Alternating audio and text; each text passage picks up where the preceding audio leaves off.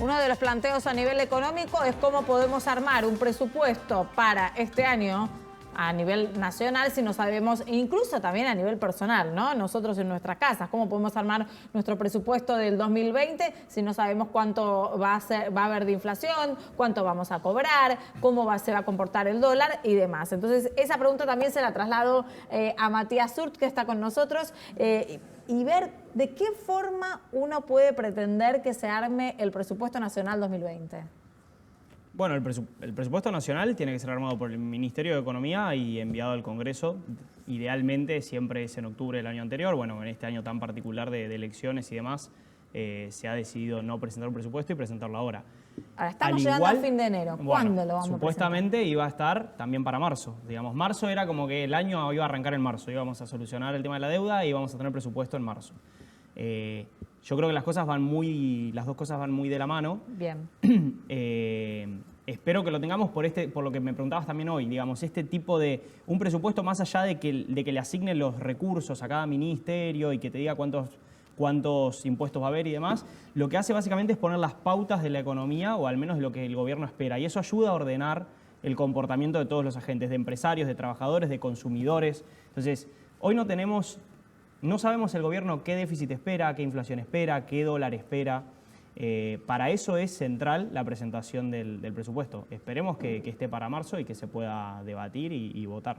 Me imagino también las partidas presupuestarias a cada uno de los ministerios, ¿no? Ayúdenme acá mis compañeros, bueno, pero tenemos el Ministerio de la Mujer y de Género, que también ya para estos primeros meses tuvieron que hacer tener una partida aparte y específica. Me imagino que el desarrollo social quizás necesita lo mismo. Bueno, no sé para las jubilaciones cómo van a ser. No, bueno, evidentemente la ejecución de esos gastos ya se está haciendo, digamos. El Estado gasta todos los días. Claro.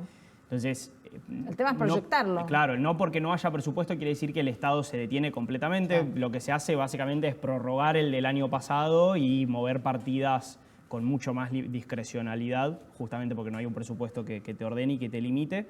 Pero evidentemente hay varios ministerios nuevos creados, o sea que esos ministerios tienen que tener su presupuesto, y hay partidas que no existían en algunos ministerios. Por ejemplo, el Ministerio de Desarrollo Social con la tarjeta alimentaria, claro, que ahora se hizo la prueba piloto en Concordia y ahora se empieza a repartir en los partidos del conurbano bonaerense. Eso tiene que tener un presupuesto.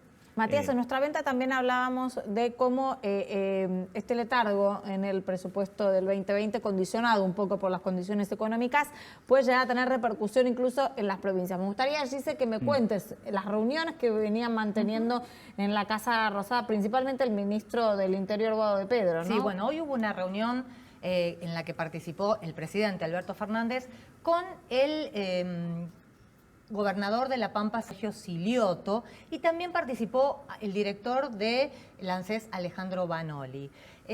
Lo que está pasando es que hay un malón de gobernadores que están yendo a golpear la puerta de la Casa Rosada en busca de auxilio financiero, porque básicamente hay deudas que tiene la ANSES con 13 provincias, que son aquellas que decidieron mantener en su momento las cajas de jubilaciones y que por eso, según las normas que hay nacionales, la ANSES le tiene que transferir el monto de lo que le costaría a la ANSES haber absorbido esas cajas. Bueno, ayer fue el turno del gobernador Schiaretti, lo hablábamos. Él está pidiendo, hay una deuda del año pasado que le deben a las cajas de jubilaciones la ANSES de 2.000 millones de pesos que se acumuló, pero en 2020 estiman que va a ser de 20.000 millones, y hoy fue el turno de La Pampa. La Pampa viene con una deuda por parte de la ANSES desde el 2009, cuando gobernaba el kirchnerismo.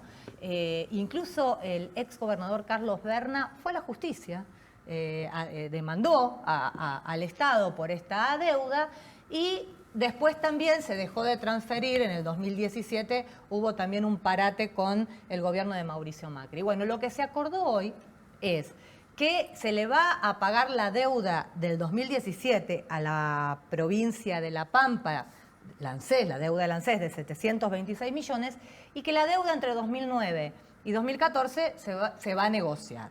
Pero eso no es todo. También el gobierno anunció que va a pagar la deuda que tiene la ANSES con estas 13 provincias.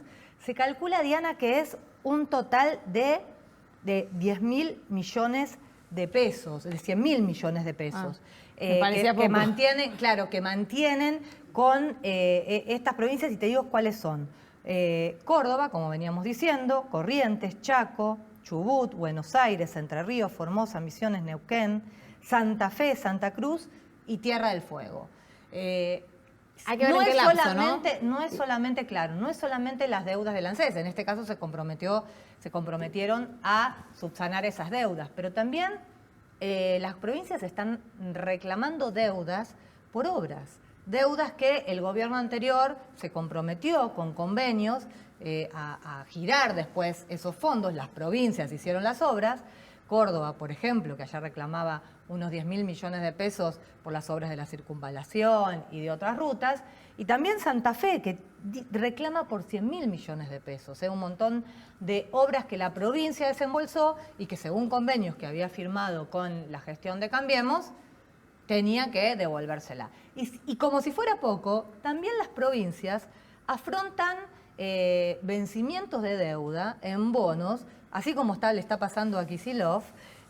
Según un estudio de Elipsis, en 2020 hay vencimientos en las provincias por 1.200 millones de dólares que tienen que afrontar. Entonces, la pregunta que tengo para Matías es, se decía que las provincias no tenían déficit, que estaban bien, y al final están endeudadas, no llegan a fin de mes. Digo, ¿qué pasó ahí? Porque se cuestiona también a la provincia de Buenos Aires por haberse endeudado en dólares, pero todas las provincias, incluso las peronistas también han colocado bonos y ahora enfrentan vencimientos. En primer lugar, que la situación fiscal de las provincias entre 2015 y 2019 mejoró, están los datos, están los números. Casi todas las provincias, la gran mayoría tuvo un déficit mucho menor, incluso varias tuvieron superávit primario y algunas superávit total, después incluso del pago de intereses de la deuda. El problema acá es muy similar al de la nación, digamos. Cualquier administración nacional y provincial, para funcionar en el día a día, tiene que tener acceso al mercado de crédito, digamos. Por más que, digamos, porque el flujo, el tiempo en el que entran, por ejemplo, los impuestos y que se generan los gastos no son los mismos. Yo quizás necesito gastar mucho hoy y voy a recaudar a lo largo de todo el año. Entonces, en el medio me tengo que financiar. Y esa deuda no siempre significa que después el stock de deuda se incremente, porque después a fin de año la repago con impuestos que recaudé hacia el fin del año. Entonces, lo que complica la administración fiscal de cualquier estado es que se haya cerrado completamente el crédito después de las elecciones PASO, digamos, del año pasado. Entonces, por eso también es muy necesario que la nación avance en la negociación de su deuda nacional para reabrirle el crédito también a las provincias. Eso por un lado. Por otro lado, también es cierto que las provincias y muchos gobernadores han recibido bastante dinero con la devolución de la coparticipación que comenzó en el año 2016 y que termina este año. La nación retenía un 15% de la masa coparticipable que iba a las provincias y el gobierno de Macri lo empezó a devolver por un 3% desde el año 2016. Este año es el último 3% que se les devuelve. Entonces, han tenido un crecimiento de los recursos importante, que en contraposición lo que el gobierno nacional le pedía era que reduzcan algunos impuestos, principalmente los más distorsivos, como eran ingresos brutos, impuestos a los sellos. El pacto fiscal. El pacto fiscal, básicamente, que es yo te devuelvo esto que yo tengo tuyo ilegalmente, pero vos bajá los impuestos que fuiste generando en estos años para recaudar lo que yo te retenía, básicamente. Claro. Ese era el pacto. Y lo que pasó fue que las provincias empezaron a bajar los impuestos, recibieron el gobierno nacional, pero nunca dejaron de subir el gasto. Por ejemplo, en el sistema jubilatorio que vos mencionás, las provincias que tienen su sistema jubilatorio, es cierto que ANSES tiene deudas con alguna de esas provincias, pero también es cierto que el déficit que los sistemas jubilatorios de esas provincias le generan es mucho más que lo que la ANSES le puede cubrir. Porque ANSES le cubre el déficit generado como si esa caja funcionara con las reglas de ANSES. Pero como las provincias no se manejan con las reglas de ANSES y tienen sistemas mucho más ¿cómo decirlos? Generosos con respecto a las jubilaciones y a los pensionados. Sí. Personas que se jubilan a los 52 años, claro. Que la pensión es hereditaria de por vida. Las jubilaciones, por ejemplo, de Entre Ríos son más del doble por ciento de la jubilación promedio que lo que es a nivel nacional. Y Entre Ríos no tiene el doble de productividad que la nación para generar los recursos genuinos para pagar esas jubilaciones. Entonces, ¿de dónde sale todo eso? Entonces, cuando uno ve lo que pasa es que en el mediano y en el largo plazo hay como un problema de responsabilidad fiscal con respecto a los gobernadores que saben que pueden gastar porque siempre hay a quien reclamarles y saben que si se endeudan es muy difícil que la provincia, que la nación las deje entrar en default, Ahora, que es algo que ahora se está hablando. ¿Qué tema eso de gastar cuando se tiene dinero y no pensar en la productividad? Porque Bueno. si tenían un pacto fiscal en el que reciben dinero como para poder administrar más, sería interesante que empiece a evaluar la clase política cómo eso puede ser un incentivo para aumentar la producción. Totalmente. Bueno, lo que vos acabas de mencionar, el problema, como lo dijiste, gastar de más sin pensar en la productividad es el problema de la macroeconomía argentina. Todo se resume en eso. La Argentina empezó a gastar desde el año 2003 hasta el 2011 sin parar, mientras las condiciones lo permitían. En el 2011 todas las condiciones cambiaron y la política siguió como si nada. Siguió 4 años más como si nada, como si la soja siguiera valiendo 650, claro, como si Brasil siguiera creciendo al 8%.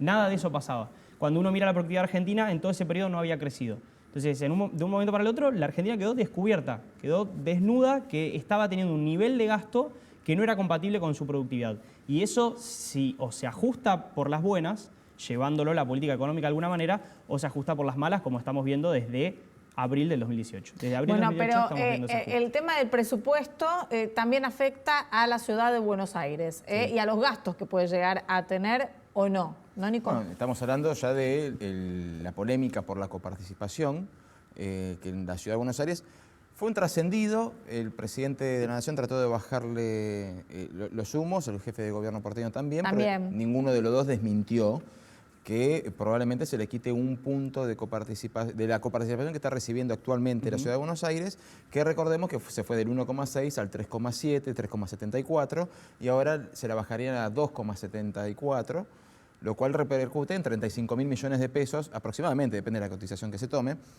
Pero en el medio está el histórico reclamo de la ciudad de Buenos Aires desde que fue declarada autónoma. Primero fue el traspaso de la policía, pero históricamente era el traspaso de la policía y la justicia. La ciudad de Buenos Aires empezó a construir su propia policía, después se le transfirió la Superintendencia de Seguridad Metropolitana a la Federal. Y ahora, bueno, claro, le falta la justicia para poder completar la administración de justicia, puntualmente de la penal.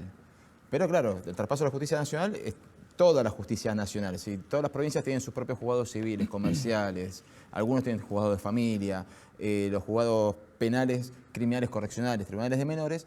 Cuando uno va a la masa total, es un reclamo histórico que se le hace a la nación y es un monto gigante. Por ejemplo, estamos hablando de 40 salas de cámaras de apelaciones entre los distintos fueros. ¿Sí? 40 salas, que cada sala son 3 jueces, 3 secretarías, 120 secretarías solamente en apelaciones. Le sumamos 300 juzgados.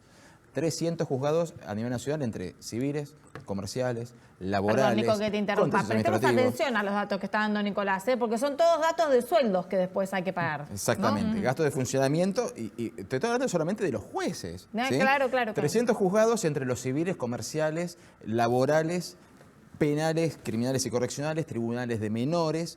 Y atrás de eso tenés, obviamente, las fiscalías y las defensorías, que eso ya va para los gastos del Ministerio Público. Estamos hablando de aproximadamente 160 fiscales, entre fiscales de instrucción y de juicio, en los distintos fueros, y 70 defensores, 68, 70 defensores, entre primera instancia, juicio y apelaciones, en los distintos fueros. El presupuesto de la Corte para el año que viene, que pidieron, es de 16.000 millones de pesos. No sabemos, si se sentaran a negociar, no sabemos cuál es el proporcional que le corresponde, porque la Corte también administra todos los juzgados federales del país, capital y provincias, pero está claro que el grueso del Poder Judicial está acá, en la ciudad de Buenos Aires, y el traspaso sería empezar a ver qué gasto tiene cada uno. A lo cual se le suma encima que el régimen salarial de la justicia de la Ciudad de Buenos Aires es distinto al de la justicia nacional. Ganan proporcionalmente un poco más porque tienen ley de enganche, un montón de beneficios que no tiene la justicia nacional. Ahora, si me tengo que sentar a negociar la coparticipación y si encima en esa negociación yo quiero empezar a negociar el traspaso de la justicia, que es una exigencia histórica desde el 96. El 94 fue la autonomía, en el 96 se empezó a reclamar la justicia. Se transfirió una parte que son los delitos menores. ¿Sí? Los delitos menores ya están en la Ciudad de Buenos Aires. Surgen un montón de preguntas. ¿Está el Tribunal Superior de la Ciudad de Buenos Aires capacitado para tener que administrar todos esos juzgados, capacitados para un montón de cosas? No lo sabemos. Tampoco sabemos cuál es el presupuesto, pero supongamos que todo ese presupuesto es la mitad de la quita de la coparticipación que se está evaluando. ¿Cómo se hace para discutir todo eso? Porque si el gobierno quisiera decir, bueno, ¿sabes qué? Está bien, acá tenés la justicia. pero tienen que venir con los gastos, porque esos gastos ya no los va a tener el gobierno nacional. Y todas esas cuestiones se empiezan a colar también en el debate por la coparticipación, y es un reclamo histórico de la Ciudad de Buenos Aires que este año se vuelve a renovar como todos los años. Así que la pregunta básica, después de toda esta larga introducción, perdón, ¿cómo se hace para negociar en un presupuesto la coparticipación cuando cada provincia tiene que evaluar su poder de recaudación y después ver qué es lo que es retenido por nación? Sí, digamos, el problema de la coparticipación general es el conflicto distributivo, si así quisiéramos llamarlo, entre las provincias que son aportantes netas al sistema y las que son consumidoras netas del sistema. Y Buenos Aires, la Ciudad de Buenos Aires, es justamente la mayor aportante al sistema. Aporta mucho más impuestos en coparticipación que los que recibe. Entonces, el problema está en que hay muchas más cantidad de provincias que reciben mucho más de lo que aportan, y para cambiar la ley de coparticipación, la ley de coparticipación es una ley convenio que para ser cambiada necesita ser votada en el Congreso de la Nación y en todas las legislaturas de las provincias, no puede caerse en ninguna. Si se cae en una, ya se cae toda la negociación. O sea, es casi más difícil que cambiar la Constitución Nacional. Claro, la dinámica. Exactamente. Entonces, ahí está el problema. La Ciudad de Buenos Aires es como que, y al igual que Tierra del Fuego, tengo entendido, por el momento está por fuera y la Nación le puede hacer, digamos, cuando Macri le aumentó la coparticipación a la Ciudad de Buenos Aires, lo pudo hacer sin necesidad de quitarle al resto de las provincias, porque lo que hizo fue resignar recursos nacionales. Ahora, al resto de las provincias no se puede tener el mismo tratamiento porque darle más a una implicaría quitarle un poco más a las otras. Yo creo que digamos, la cuestión hoy tiene tanto un componente económico como un componente político. Si se sumara el tema de los gastos de la justicia, es imposible que es imposible recortarle 35.000 millones de pesos respecto de lo presupuestado y del año pasado, y a su vez sumarle 16.000 o lo que corresponda un poco menos, Ya en el día de ayer, el legislador de la ciudad, Abrevaya, aquí en este mismo lugar, dijo que aún con la coparticipación como la venía manteniendo en los últimos años en la ciudad, no alcanzaba el dinero. Entonces, si encima vamos a tener el gasto de la justicia, no sé cómo va a alcanzar. No, totalmente. O sea, la Ciudad de Buenos Aires presentó para este año un presupuesto equilibrado, con los recursos que le correspondería sin cambios en la coparticipación y con lo que iban a hacer de rebajas de impuestos que estaban en el pacto fiscal y demás. La ciudad podía pasar todo este año con déficit total en cero.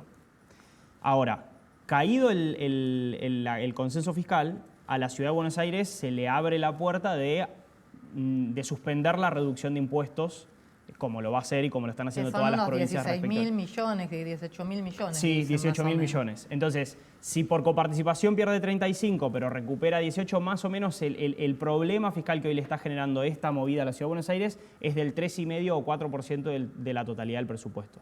Si se sumara a la justicia, ese monto sí aumentaría. Bueno, gracias por todo el análisis y la batalla de preguntas que te hicimos a nivel económico. Bueno, en la Argentina siempre hay